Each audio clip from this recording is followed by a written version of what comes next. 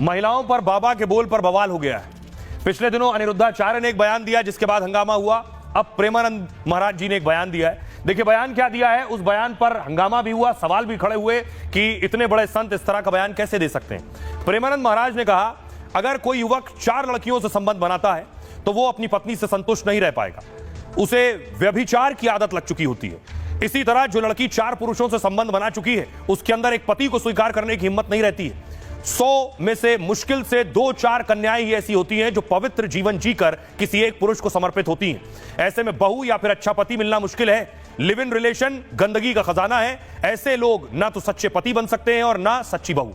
अनिरुद्धाचार्य ने कहा था पिछले दिनों, पहले 14 साल की उम्र में शादी हो जाती थी तो लड़कियां परिवार में घुल मिल जाती थी, लेकिन अब 25 साल की लड़कियां लाते हैं शादी करके जो पहले ही 4 जगह मुंह मार चुकी होती हैं। 25 साल की लड़की पूरी तरह जवान होती है तो कहीं ना कहीं फिसल जाएगी। अब इस पर देखिए खुशबू पाटनी ने जवाब दिया है ऐसे संत महात्माओं को। पूर्व आर्मी अफसर है खुशबू पाटनी। उन्होंने कहा, अगर यह शख्स मेरे सामने होता तो मैं इसे अच्छे से समझा देती कि मुंह मारना क्या होता है। इसे राष्ट्र विरोधी कहने में मुझे कोई हिचक नहीं है। जिस इंसान की सोच इतनी घटिया हो उसे मंच मिलना ही नहीं चाहिए। अगर कोई लिव इन में है तो क्या लड़की अकेली है? क्या लड़के शामिल नहीं होते हैं? किस आधार पर एक कथावाचक ऐसा भद्दा बयान दे सकता है? खुशबू बॉलीवुड एक्ट्रेस दिशा पाटनी की बड़ी बहन है। यूपी के बरेली की रहने वाली है। 11 साल तक सेना में अफसर रही हैं। 2024 में मेजर के पद से रिटायर हुई।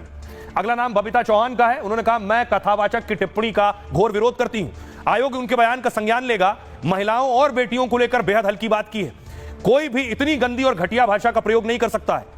व्यासपीठ पर बैठकर इतने बड़े कथावाचक ऐसी बात कर रहे हैं, उनको सुनने हजारों की भीड़ भी आती है जिसमें 80% महिलाएं ही होती हैं। उसके बाद भी ऐसे शब्दों का प्रयोग कर रहे हैं। ओम प्रकाश राजभर कह रहे हैं, देश की आधी आबादी महिलाओं की है। देश की सर्वोच्च कुर्सी पर द्रौपदी मुर्मू जी बैठी हैं। प्रधानमंत्री की कुर्सी पर इंदिरा गांधी जी बैठी थी। प्रदेश की कुर्सी पर मायावती जी बैठी थी। सरस्वती जी महिला है, दुर्गा जी महिला है, सारी शक्ति तो वही है। हम उनकी बात से बिल्कुल सहमत नहीं है। 100 में कोई 2-4 कन्याएं ऐसी होंगी जो अपना पवित्र जीवन रखकर किसी पुरुष को समर्पित होती होंगी। कैसे वो सच्ची बहू बनेगी? जो 4 लड़कों से मिल चुकी वो सच्ची बहू बनेगी? अब जो हमारे देश में गलतियां घुस गई हैं, विदेशी ये माहौल घुस गया है, ये लिव इन रिलेशन क्या है? गंदगी का खजाना। ये इसीलिए हो रहा है क्योंकि पहले से व्यभिचार हो रहा है।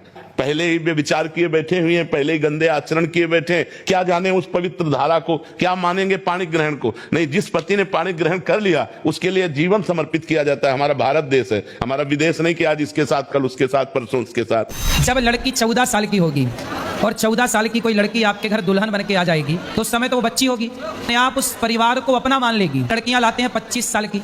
अब 25 साल की लड़की 4 जगह वो मुंह मार चुकी होती है। वो 25 साल की जब तक आती है तो पूरी जवान होके आती है। जवानी कहीं ना कहीं तो वो उसकी जवानी फिसल जाएगी या बच्चों का विवाह जल्दी हो जाता था। टाइम पे देख लेना, लोग फिर जल्दी शादियां करना शुरू कर देंगे। कहता है कि 25 साल मतलब 25 साल से जो लड़कियां हैं, 25 साल के ऊपर वाली लड़कियां हैं, सारी नहीं, कुछ जो लिव इन में रहती हैं वो मुंह मार के आती हैं। अगर ये मेरे सामने होता ना, मैं इसको समझा देती कि मुंह मारना क्या होता है। अगर शादी करके पूरा बर्बाद करके एक दूसरे के घरों को, उससे बेटर अगर जो इंसान दिमाग लगा रहा है कि माँ बाप ने शादी करके ड्रामा मार रखा है, उससे पहले मैं खुद जाके देख लूं भाई ठीक है ठीक नहीं है, उसमें क्या गलत है?